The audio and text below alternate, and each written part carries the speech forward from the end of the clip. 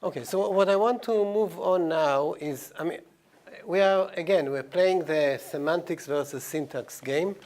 The next step that we took in the propositional calculus was the compactness theorem. We have the same compactness theorem in first order logic, but it is going to be, we will need a different proof. So we have here syntax, semantics. I will not repeat everything, but here we have the compactness theorem. But we will not prove it directly. In order to prove it, we will go through a proof system, formal proofs,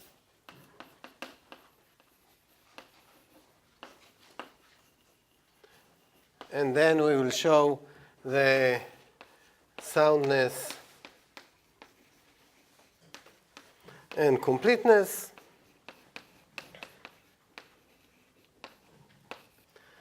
So soundness and completeness are going to be exactly the same as we saw in propositional logic.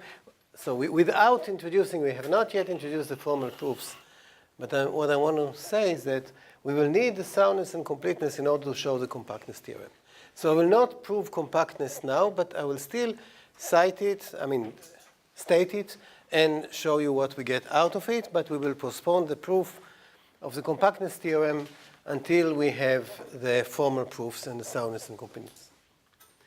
We cannot have a direct proof like we had, a non-syntactic proof like we had in propositional logic. Okay, so this is where we are now. So what is the compactness theorem? Exactly like we had in propositional logic.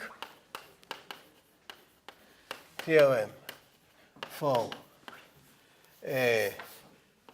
first order logic. It says that a set of well-found formulas is satisfiable if and only if every finite subset of it is satisfiable.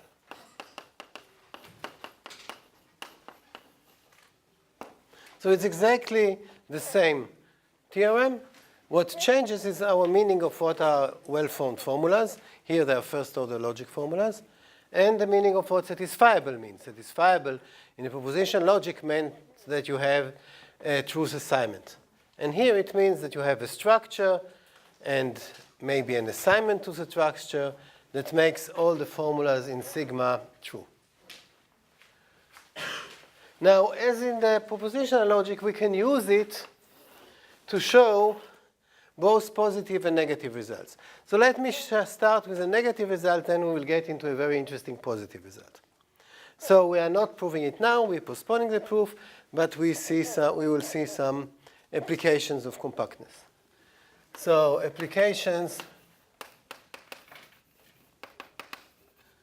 of compactness. And our first application will be non-definability result. So just recall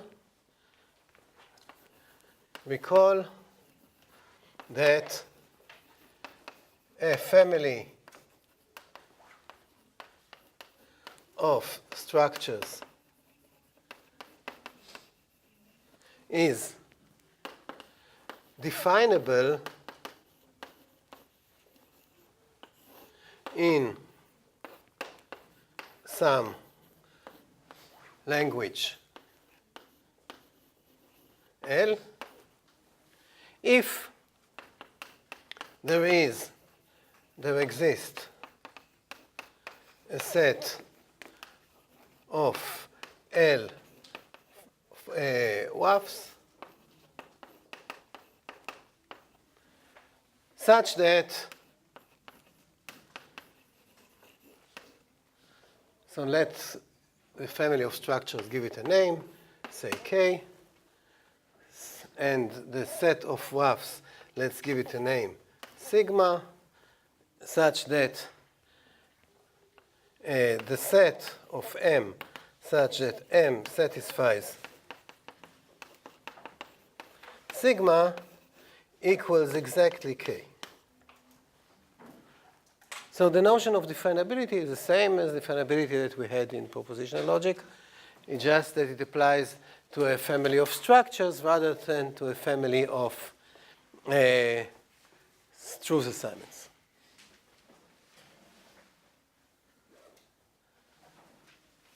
And if I don't want to worry about assignments S, so let us assume that the elements of sigma have no free variables. If they don't have any free variables, we don't need any assignment S. So it just makes it a little bit less cumbersome. So we assume that those have no free variables, therefore we don't have to worry about assignments. So we had some examples last time. So for example, we had maybe the first example, non-trivial example that we saw was that the set of all infinite structures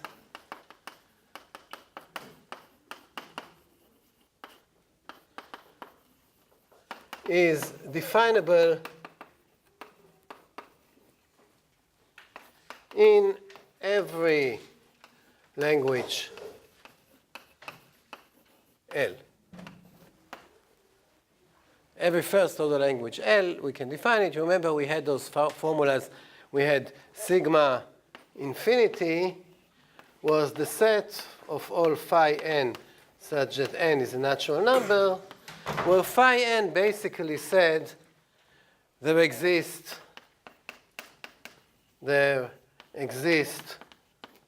at least n elements. So that's not difficult to say. There exist x1, x2, up to xn, so that all of them are different. So if we take a set of formulas that for every n says there exist at least n elements, a structure will satisfy it if and only if the structure is infinite.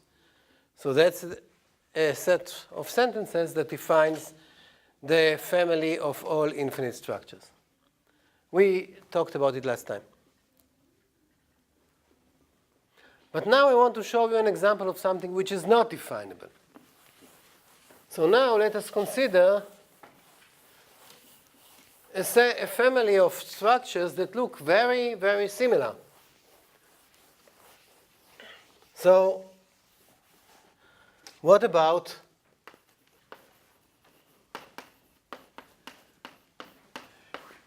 K finite, which is the set or family of all finite structures?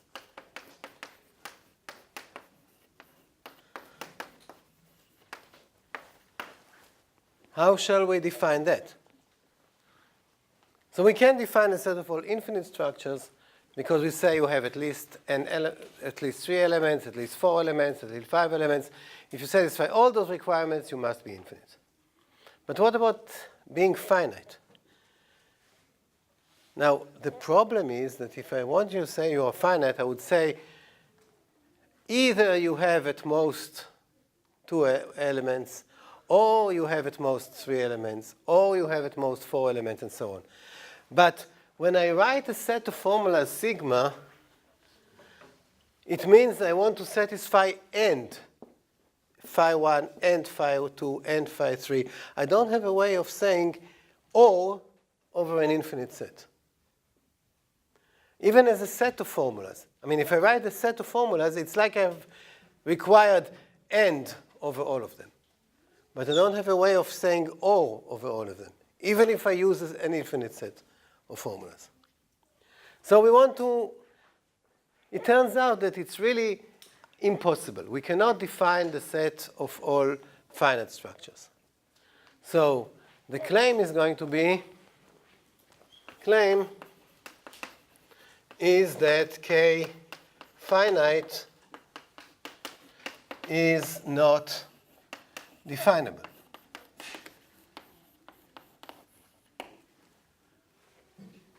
There's no way we can come up with a set of formulas that will define K finite. Now, non-definability looks like a difficult thing to prove, because for definability, you have to come up with an example sigma. For non-definability, you have to show me nothing will work. And for that, we will use compactness. So the proof uses the compactness theorem.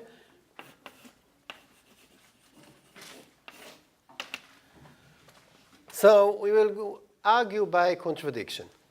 So assume by way of contradiction that some sigma finite defines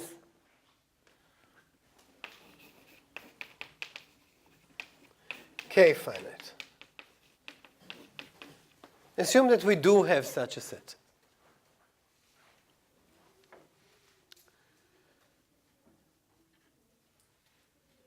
And now we will consider a new set of formulas.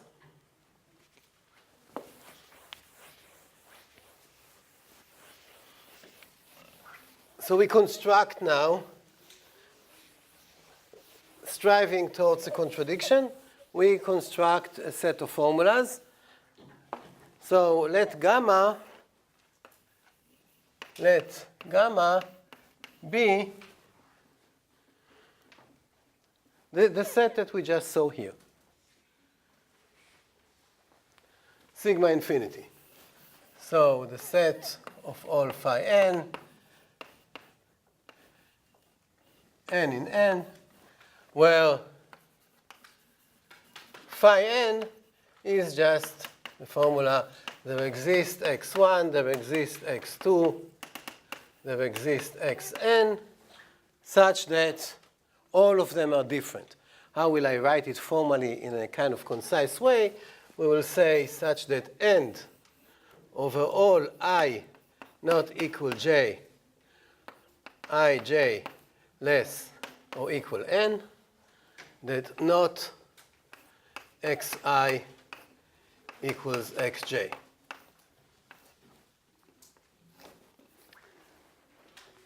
So phi n says there exist n members such that no two of them are equal.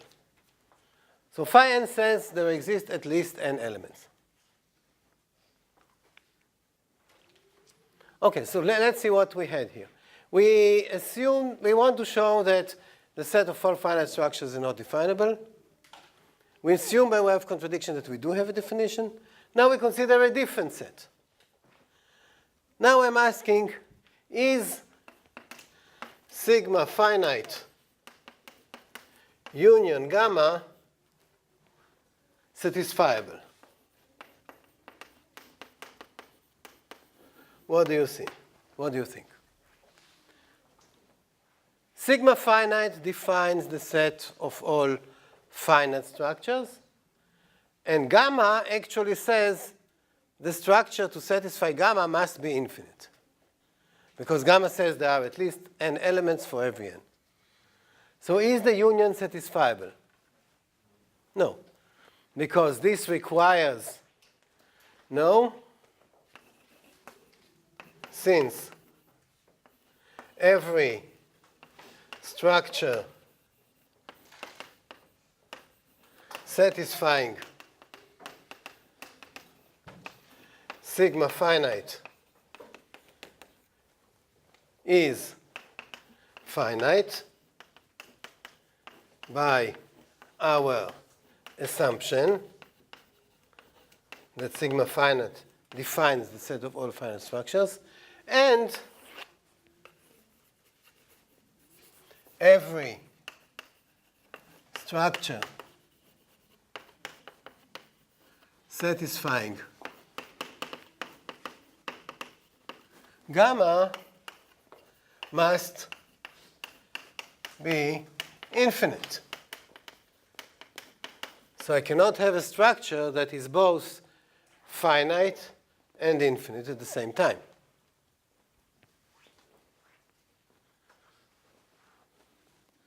Okay, so far so good.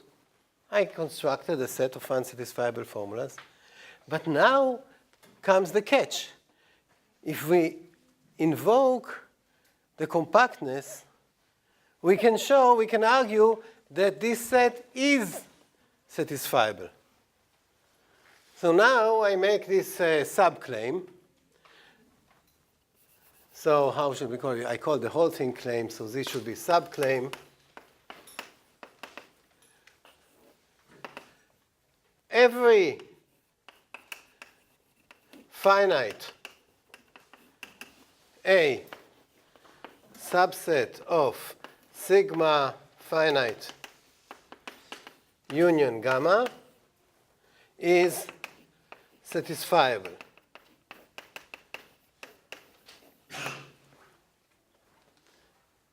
That will lead to a contradiction. Because by compactness, if every finite subset is satisfiable, the whole set should be satisfiable. But we know that the whole set is not satisfiable. So how do I show that every finite subset is satisfiable? Just consider a finite set, a finite subset. So what should be a finite subset? So I have here sigma finite, which I don't know what it contains. So I have here sigma finite that contains all kinds of formulas, phi 1, phi 2, all kinds of things. This is sigma finite. I have no clue what it contains. And then I take a union with this set gamma 1, phi 1, phi 2, phi n, and so on. This is gamma. Now I take an A, which is a finite subset of the union. So A takes some of these guys and some of these guys.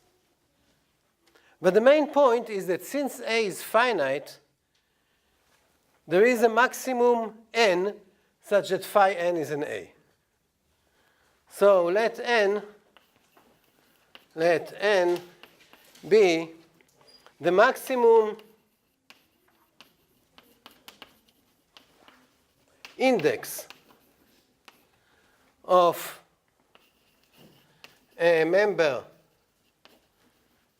of gamma phi n in A. There is such a maximum index because A is finite. If it's finite, it cannot take everybody. Let M star be any finite structure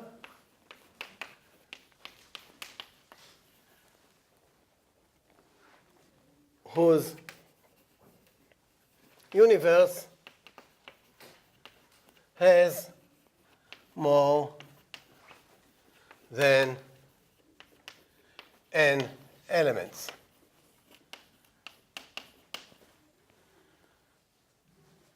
I claim that this M star will satisfy A. Why will it satisfy A? Because in order to satisfy A, so now I claim that M star must satisfy every formula in A. Because every formula in A, either it came from sigma finite, because given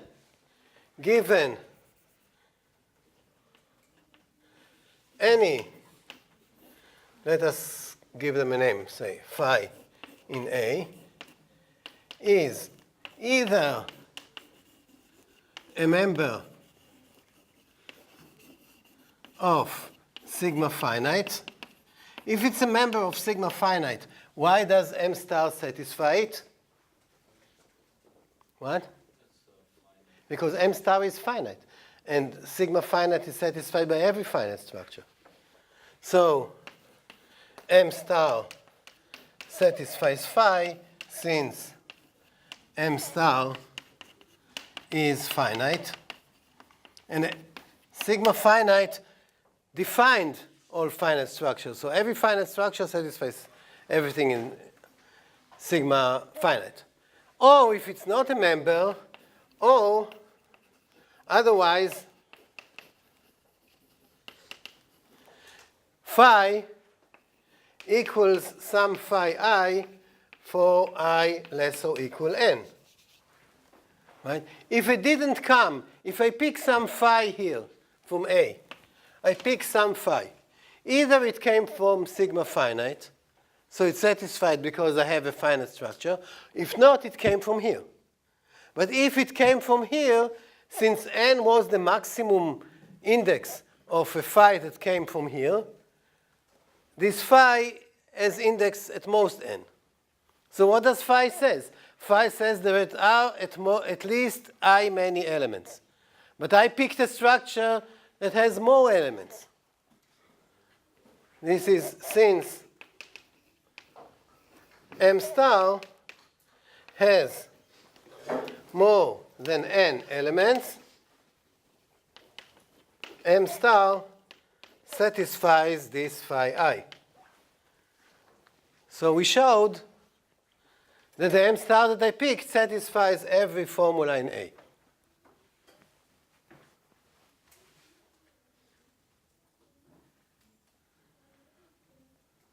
So you see, we constructed this set, which is on one hand clearly not satisfiable, because this requires every satisfying structure to be infinite, and this requires it to be finite. But on the other hand, every finite subset of it, we showed, is satisfiable. So we got a contradiction to the compactness, contradicting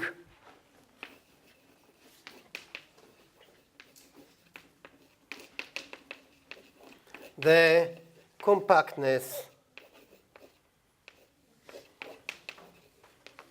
theorem. So using the compactness, we managed to show that the set of all finite structures is not definable.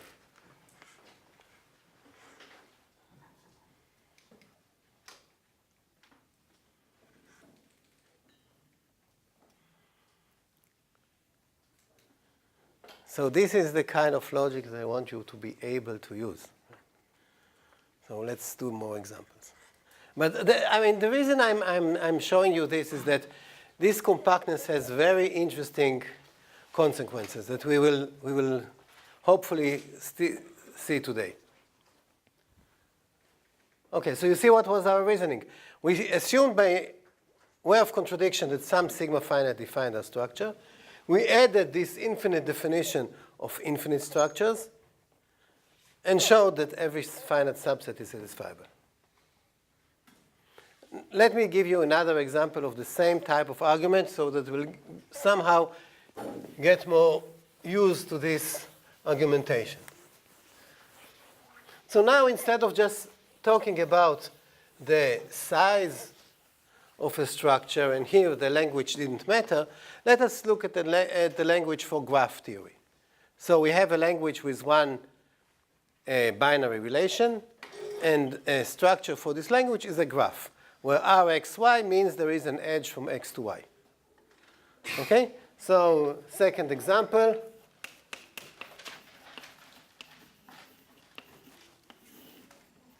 Consider the family of graphs. So for us, a graph is a pair, vertices, and edges.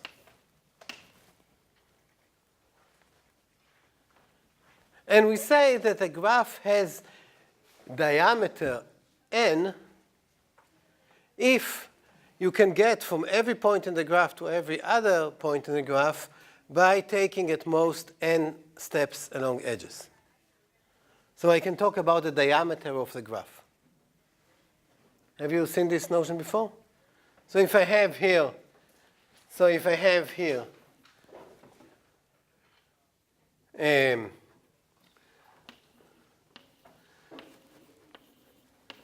Say I have here 10 points or whatever, and they're all connected. So say my graph is the points A1, A2, A3, A4, A5, A6. What is the diameter of this graph? It's a question of what is the maximum number of steps that I need to take to get from one vertex to another. So here the diameter of the graph is 1, 2, 3, 4, 5. And now if I add, say I add one node here, A7, and say I connect it to everybody. So what is the diameter of this new graph? 2, because now I can get from any point for any point in 2 steps. So that's the notion of a diameter of a graph. How many steps along edges you need to take to reach from any point to any point. Okay? So let's write it formally.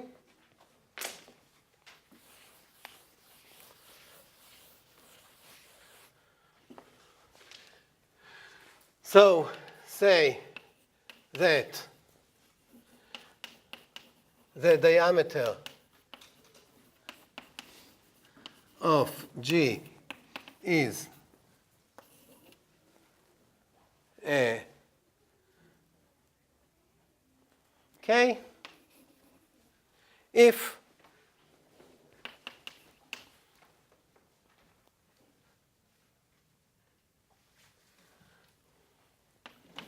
there is a K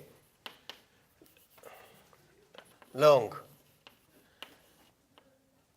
okay, if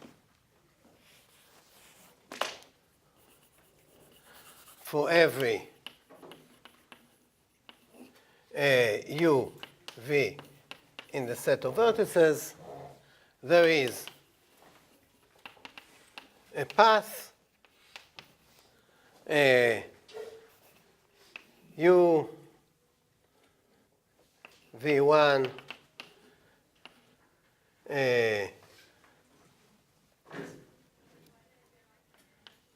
VK, V, such that UV1 is in E for all I, VI plus 1 is in V, and VK, V is in E. Is in E. So that's a natural thing. I have a path of K many edges that connects U and V. So in that case, I will say that I have the diameter of a graph is at most K. To say it's exactly K, I will have to, I have here K minus 1, you think? Yeah, it should be K minus 1. K minus 1, okay. Yeah, I can never figure out the plus minus 1. Thank you. Okay, so I have a notion of a graph having diameter K. It has diameter exactly K if I have 2 vertices that cannot be reached with a shorter path. Okay, so now let us start by defining something that we can define. Can you find some sigma diameter that defines the set of all graphs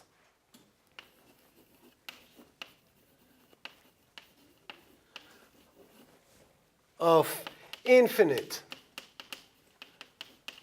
diameter.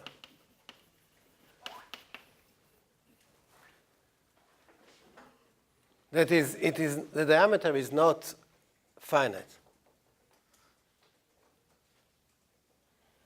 So how shall I say the graph has infinite diameter?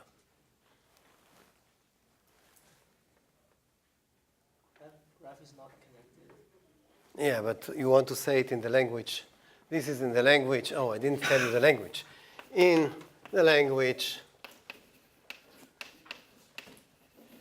L that consists just of a two-place relation. That's what you have to work with. This is the edge relation. So we have a two-place relation standing for edges. This is our language. So I cannot say the graph is not connected because I don't have the word connected in my language. In my language, I only have this and first-order logic. So how will I still say that a graph has infinite diameter? By the way, it can have infinite diameter without being disconnected. Because you can have a graph which is infinite diameter, it could look like this. It could be disconnected, of course, but it could also look like this. That I have this guy, and then this guy, and then this guy, and then this guy, and so on. So this kind of hydra has a leg for every length. So now the diameter is infinite because I cannot say that every 2 points can be reached by k steps. For every k, I can find points which require more than k steps. So how shall we write a definition of the set of all graphs of infinite diameter? But it's true that if a graph is disconnected, it is infinite diameter, but not necessarily. It's not if and only if. So how shall I write that? What will be this sigma diameter? What shall we put there?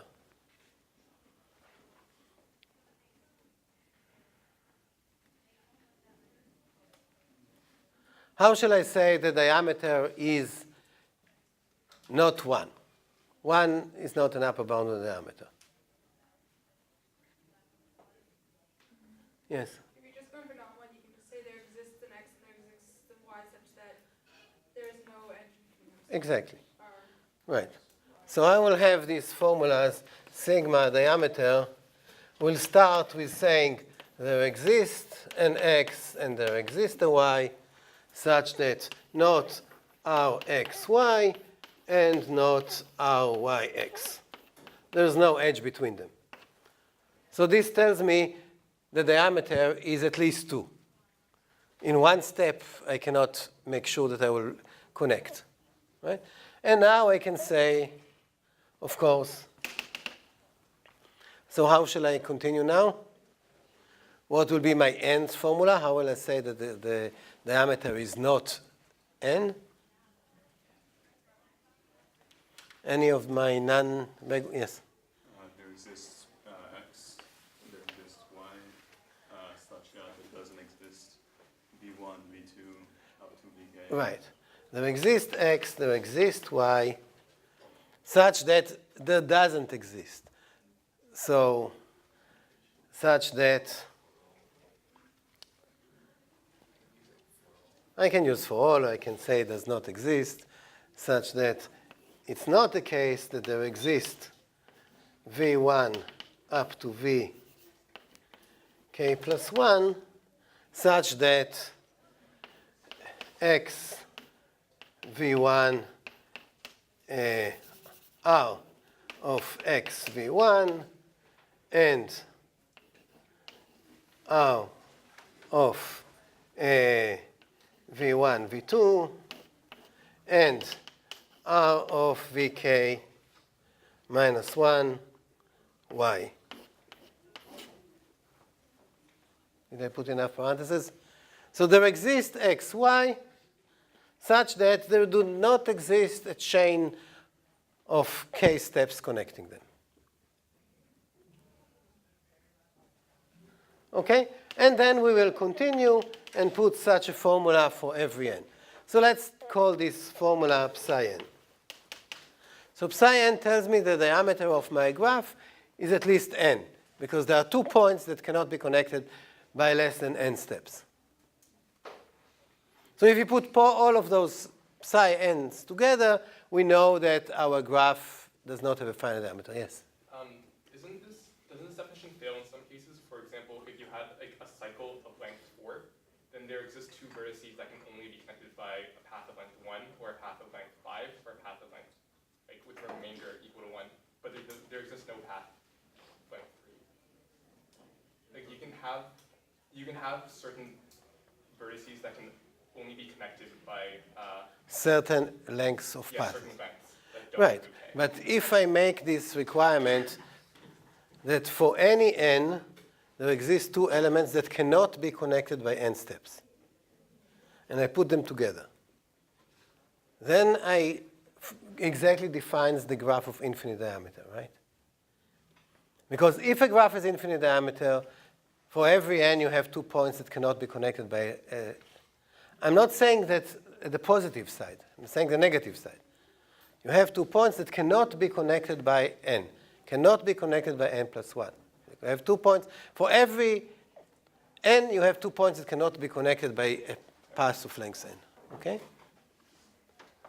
Okay, so we have this set of all phi n's will give me a definition for the set of all graphs of infinite diameter. Now I'm claiming that similarly I can, yes? Shouldn't we use consistent subscripts there? So like shouldn't our b's be like n plus 1 and all that instead of k because there's no relation to what k. Oh, you're right. What I called it phi n. So I should call it phi k, sorry. That's consistent now? Sorry. Sorry, it was bugging me. No, you're completely right. We are doing formal logic. We have to be formal. Why is the last k plus 1? Why is it k plus 1? Oh, it's k minus 1. Right. It's k minus 1. Okay, so my claim that my mistakes are only by 1, additive 1, now I got a counterexample. I had a mistake by additive 2. Right. I used to have professors that whenever they made such an error, they say, I made it intentionally to see if anybody is listening. But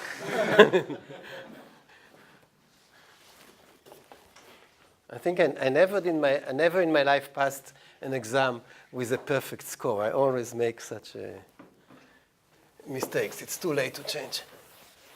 But it's good that you notice, and it's good that you correct it. And anybody that thinks it deserves a bonus point, just email me and you'll get it.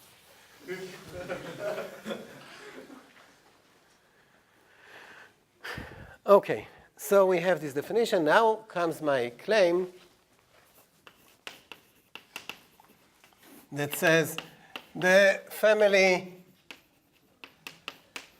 of all infinite diameter graphs is not definable.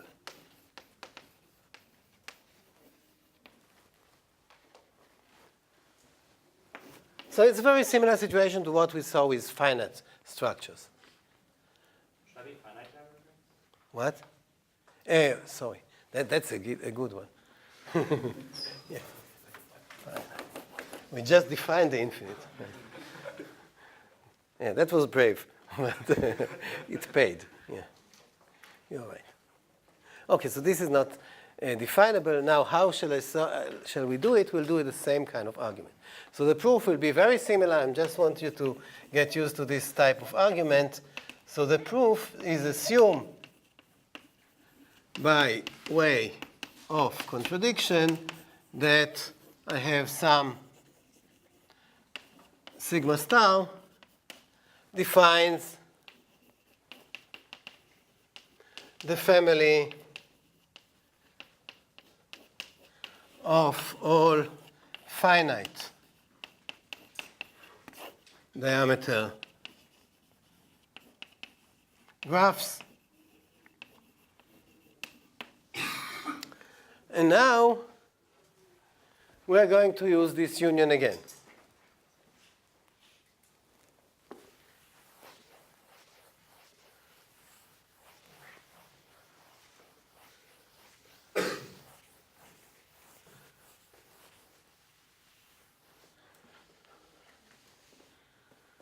So now we are going to consider sigma star union sigma diameter that we had here. the union of these two sets. Two sets of sentences. Now I can ask, is it satisfiable? Is sigma star union sigma diameter satisfiable? And what is the answer? This is defined as the family of all finite diameter graphs. This defines the family of all infinite diameter graphs. I cannot have a graph that both has a finite diameter and an infinite diameter. So the answer is no. Now we are going to show that every finite subset is satisfiable. However, pick any subset, any finite A, subset of sigma star union sigma diameter. And I want to show that such an A is satisfiable. So again, it's the same kind of game. I'm saying I have here sigma diameter that has those phi k's. Phi k's say the diameter is at least k, or is greater than k, right? So let n be the maximum index of a psi k in A intersection sigma diameter. Remember, sigma diameter is the set of those psi k's,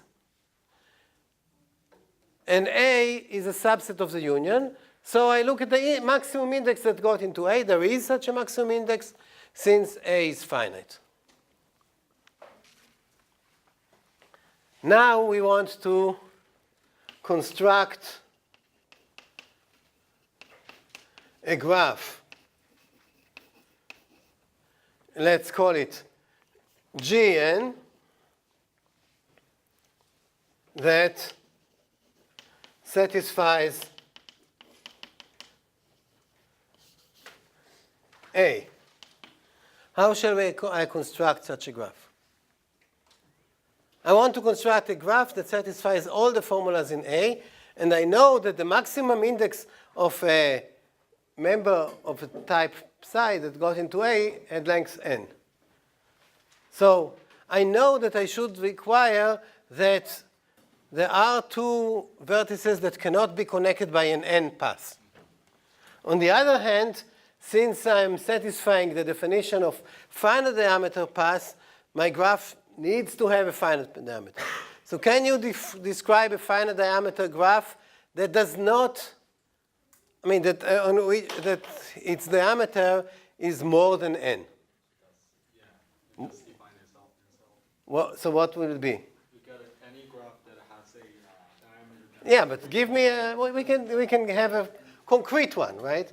So we just have Gn. We can exactly tell you what it looks like. So let Gn be, I can either draw it or I can define it formally, but it is just going to be a set of, say, just to make sure that I'm not getting into my +1, -1 problem. So I have here a V1 up to Vn plus 100. And my edges will just go from each Vi to Vi plus 1. Right? So the set V will be V1 up to Vn plus 100. And the set E, the set of edges, will be the set of all Vi plus 1, such that I is less or equal 99.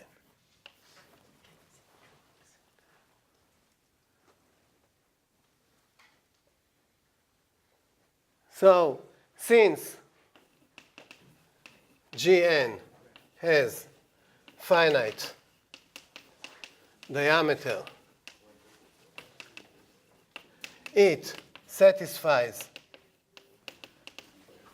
sigma star, and therefore A intersection sigma star. That is, it satisfies all the formulas in A that came from sigma star. And since the diameter, let's write it like this, diameter of Gn is more than n, it satisfies every phi that is in A intersection sigma diameter.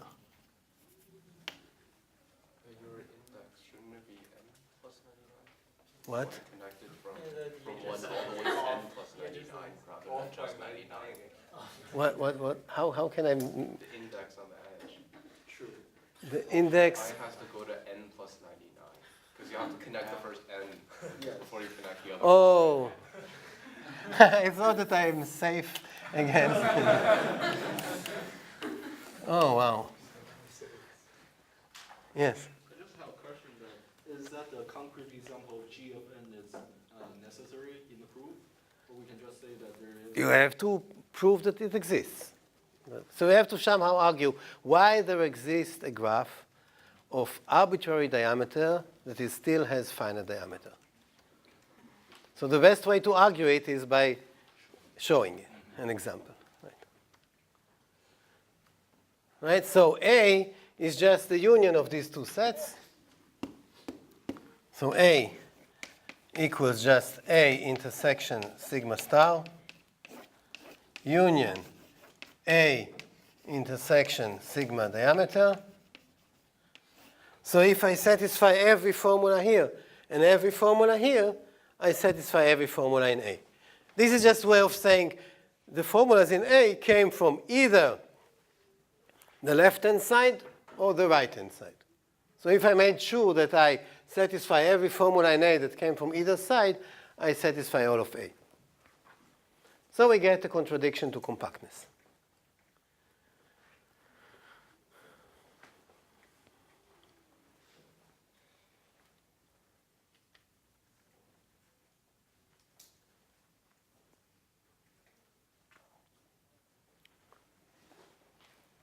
Right? So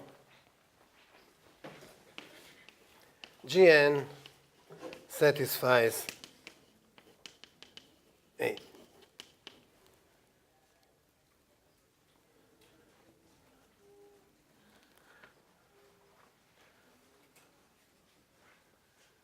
So we had the same argument for both proofs, for the proof that the set of finite structures are not definable, and for the proof that the set of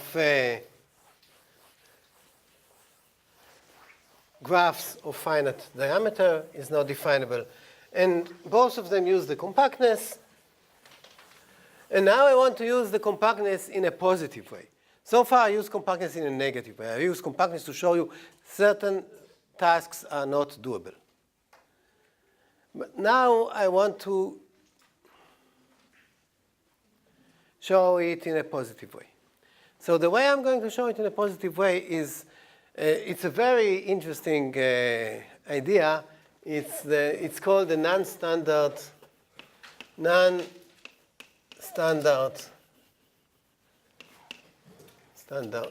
model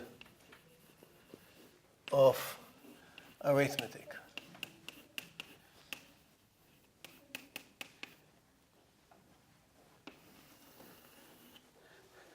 So among all the structures that we discuss, there is one language and one structure that are most important in math.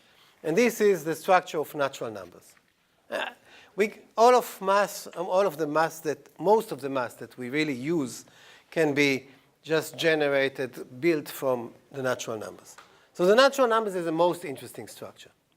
So we consider here, so let us consider a particular logic. Let us consider a language for number theory.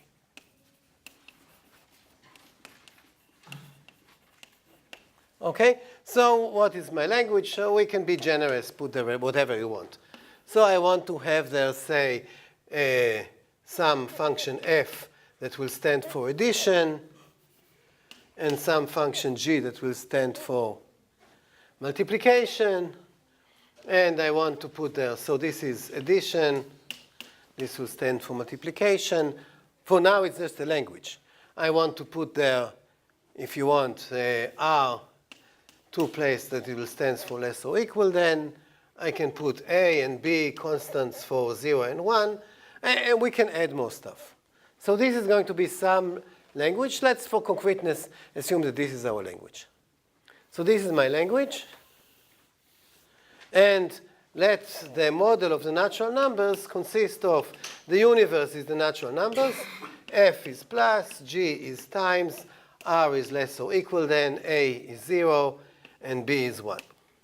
So now I'm looking at a specific structure for this language.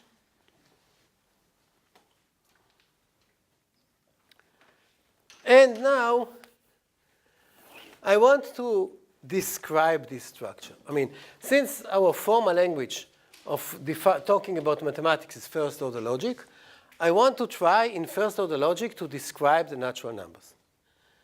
So I want to put all kinds of requirements. I can put the requirements, the addition is commutative. I can put the requirement, the multiplication is commutative.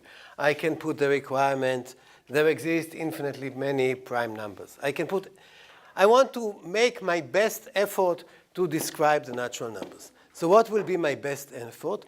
My best effort will be, I will take this infinite set, which is called the theory of the structure, which is defined, the theory of n, which is defined as the set of all phi in the language, such that phi is a sentence of L, so that this structure n satisfies phi. So the theory of a structure is the set of all sentences that are satisfied in this structure. So it's the maximum that I could have said about the structure. Everything that's true about the structure, I threw it in, implicitly.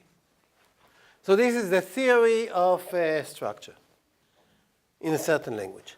Now, the question is, okay, so I did my best effort to describe the structure. Did I do a good job? Does it really describe the structure? So this reminds me, I mean, I don't know how things are being done today, but in my old days, if you wanted to go on a dating service, you could write a set of requirements from your desired partner. So you say, you know, he should be tall and handsome and athletic and have a lot of money and whatever you write, all the requirements. And then you know what happens. They match you someone and you see them and you feel like, oh, what am I doing here? How do I run away? And they can say, oh, but it satisfies all the requirements that you gave us. And you realize that there were some minor issues that you forgot to write, like they should not have a terrible breath smell, or they should, whatever, wash their hair once in a year or at least. So it turns out that this problem is not just a problem in real life, it's a problem in math. So I wrote here all the requirements. I was trying to describe the natural numbers. That's a basic structure in mathematics. And I claim that in spite of doing this wonderful effort and writing an infinite set of requirements, I still fail to describe it. I can get in the package something that satisfies all my requirements, but it's not what I wanted. So here is my claim. There exists a structure M that satisfies every sentence in the theory of N, each of my requirements, but is very different from N. What do I mean by very different from N? I will make it precise. In particular, it has an element with infinitely many predecessors. With infinitely many numbers that are smaller than that. So I was trying to describe the natural numbers.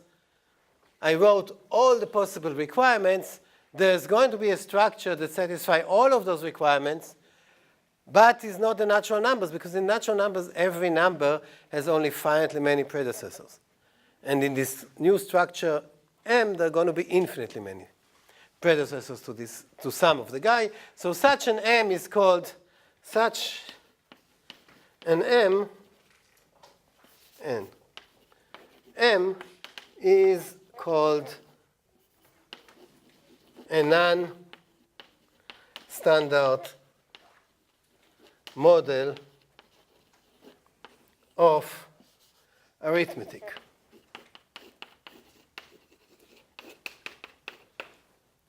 Now, we are going to use the compactness theorem to show that such a non-standard model exists. But to motivate you, let's try to think a little bit about how such a non-standard model look like.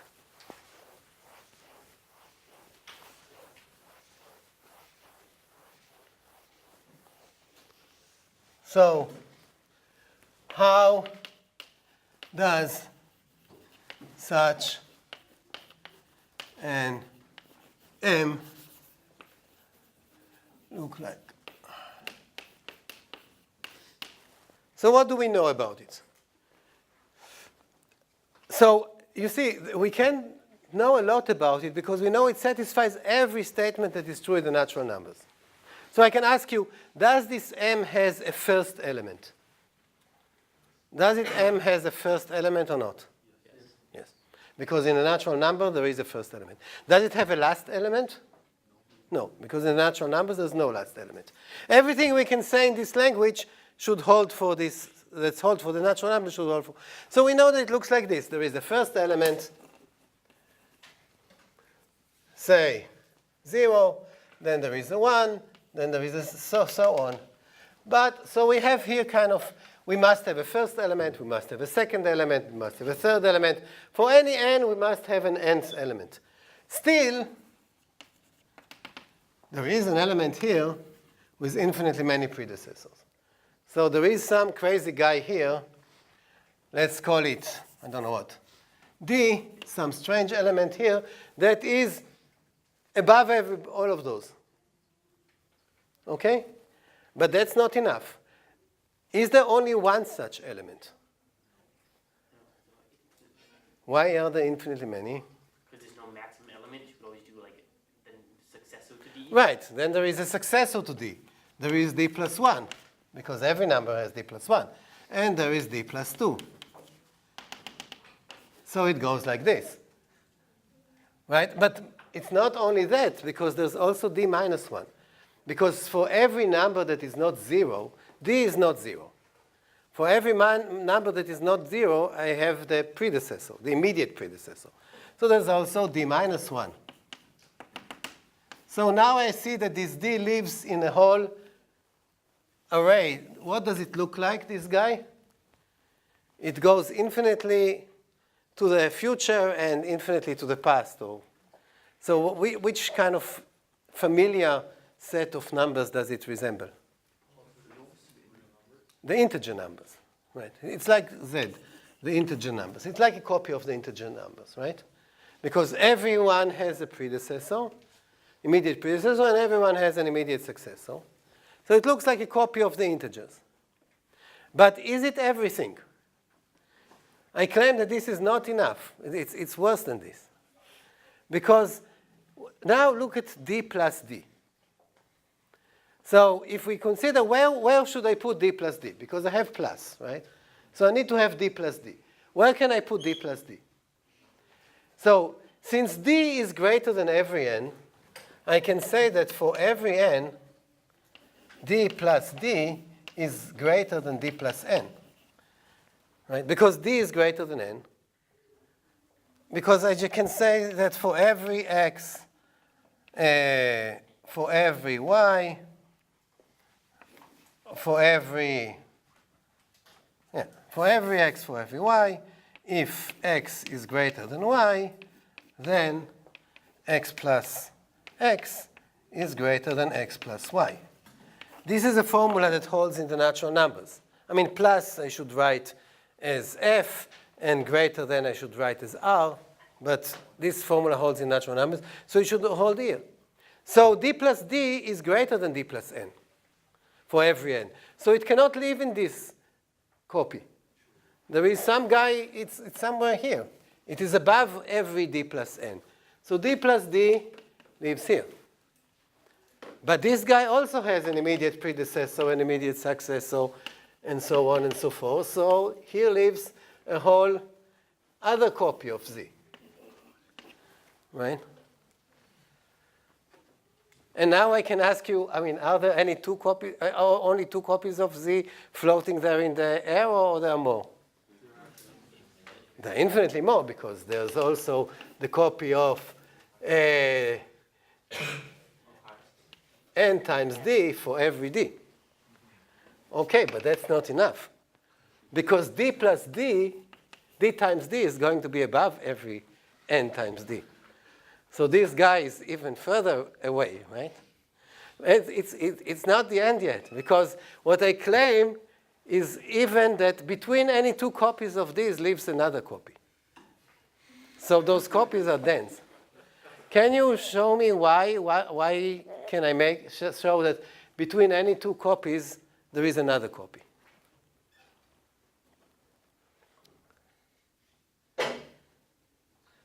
I'll just take the average. So you see, if I have here some d, and I have here some d prime, I know that either there exists an x such that x plus x equals d plus d prime, or there exists an x such that x plus 1 equals d plus d prime, right? I mean, every number is either even or odd. This is a statement that holds in the natural numbers.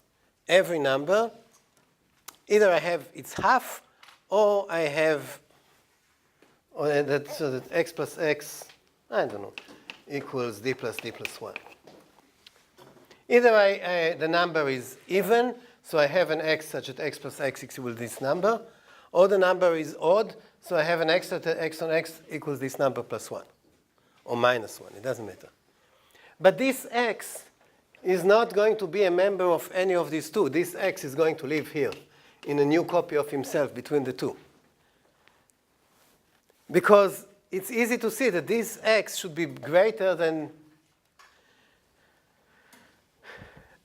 it should be greater than d plus n, and it should be less than d plus d. So anyway, so we can show that it's dense. So what we get is that, now just see what happened. I mean, we were trying to describe the natural numbers. We were trying to come up with an ad on our Cupid that our only candidate will be the natural numbers.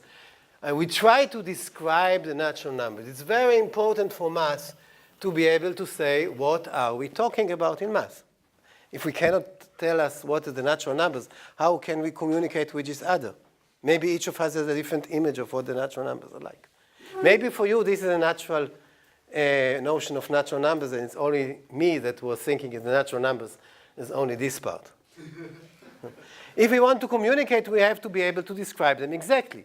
So here, I did my best effort to describe it. I wrote all the formulas that are true in the natural numbers. And yet, I got something which is very, very different. It not just has one element which is bigger. It has this whole thing. You can show that this thing looks like the rational numbers, where I replace every rational number by a copy of z. So it's huge. And still, it satisfies every requirement from the natural numbers. So this is called the non-standard model of arithmetic. And those non-standard models, they kind of creep in. We cannot prevent them. We cannot keep them out. And there was even an attempt to say, what happens if the natural numbers are a basis for doing math. So based on the natural numbers, we define rational numbers. And based on the rational numbers, we define real numbers. What will happen to rational numbers and real numbers if the naturals that I start from look like this? So that's something interesting to think about, because what will happen now is that, now look at what happens to the rational numbers which are based on this non-standard model. So now I'm looking at the rational numbers. And so just look at this. Say here is 1. Now I'm instead of having a telescopic view, I'm having a microscopic view. So say here is 1, here is a half, here is a third, here is some 1 over n. What will happen to 1 over d? Where will 1 over d be? So it will be 1 over d will be closer to 0 more than any 1 over n. All of those guys, the 1 over all of those guys will squeeze, will fold in backwards into this space between all the 1 over n's and 0. So they're going to be infinitesimal numbers. Numbers that are smaller than any 1 over n, but they're still not 0. Because for every number, 1 over this number is bigger than 0. And such infinitesimal numbers, 1 over non-standard numbers, there are several attempts to use them to model situations. So the first one attempt was to say, when we talk about calculus, we talk about limits, we talk about derivatives, we talk about continuity. Over and over again, you have to say for every epsilon there exists a delta such that. And here you can rewrite all of calculus, but instead of talking about for every epsilon there exists a delta, you talk about those infinitesimals. So the derivative of f, if usually the derivative of f at a point x0 is the limit, I don't know if you remember it, but if you do, you should correct me because I'm going to make mistakes. It's the limit as h goes to 0 of f of x0 plus h minus f of x0 divided by h. Right? That's our definition of the derivative. Right? And I need to use limits. But I could instead define the derivative of f of x0, if I have those guys, as just being f of x0 plus d minus f of x0 divided by d for some infinitesimal d. For some d that is, not for some d, but this is 1 over d, and this is 1 over d. The 1 over d is a small number, such a small number that it's smaller than every n. So if I calculate f at this point and divide by this small number, I'll get the limit. So it's a way to present calculus without limits. It's also a way that people try to reason about economy. Because what happens if you believe that the prices in the market are being determined by demand and supply, right? That's a very common. So now if I go to the supermarket this afternoon and buy an orange, the price of oranges should go up. But by how much does the price of oranges go up when I went to the Zers and bought one orange? I mean, so there is an attempt to model economy using those non-standard numbers. Okay, so we have this, in summary, we have this notion of non-standard models of arithmetic. We cannot prevent them from creeping in. Even if we write all the possible requirements, there will still be such non-standard models, and they have all kind of interesting properties.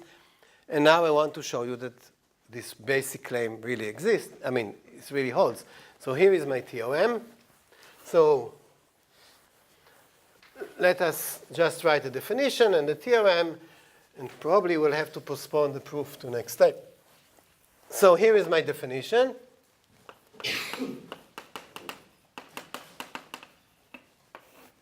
A structure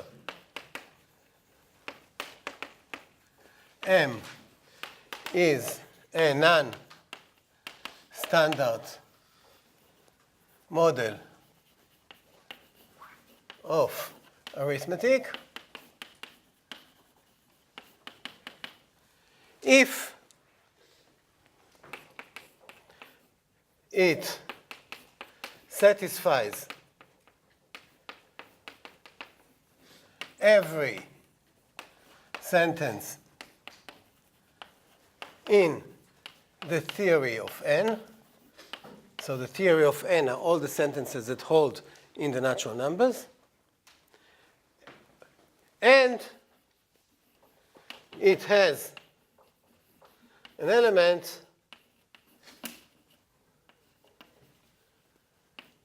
with infinitely many predecessors. Let's make it non-standard. It is a model of arithmetic when it satisfies the theory of arithmetic, and it's non-standard where you have this crazy element. And now we have this theorem that says non-standard models of arithmetic exist.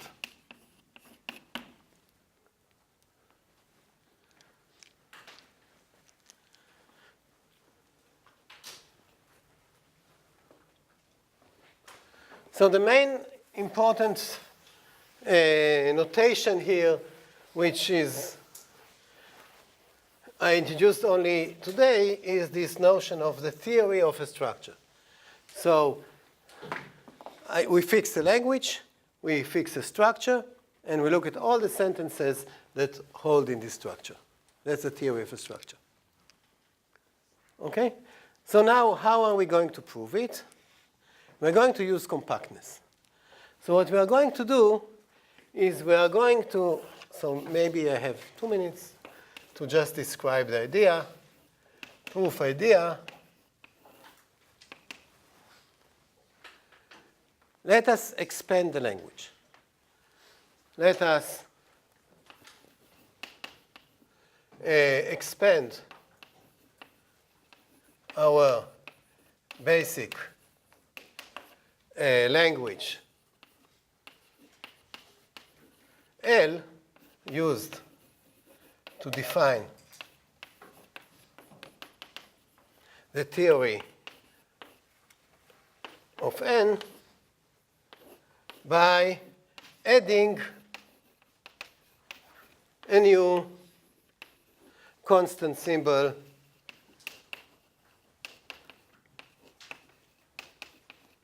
C. So the language now has one more constant symbol. So I have this language L prime that has this F, G, R, and A, B, C. I added a constant symbol to the language. Still, everything that's written here is in the language L prime. It just didn't use C. And now we consider the following set, the set theory of N union the set of all phi n, n is a natural number, where phi n just says that C has more than n predecessors. So it says there exist x1, there exist x2, there exist xn. We know how to say all different. We've said it several times. Such that C is greater from x1, C is greater than x2, C is greater than xn. So I'm saying C is greater than at least n many numbers. But I say it for every n. So now note that if this is satisfiable, a structure that will satisfy it will be a non-standard model. Because the interpretation of C in this structure will have infinitely many predecessors. So now we just need to show that this is satisfiable, and we will do it by compactness. But we'll do it on Thursday.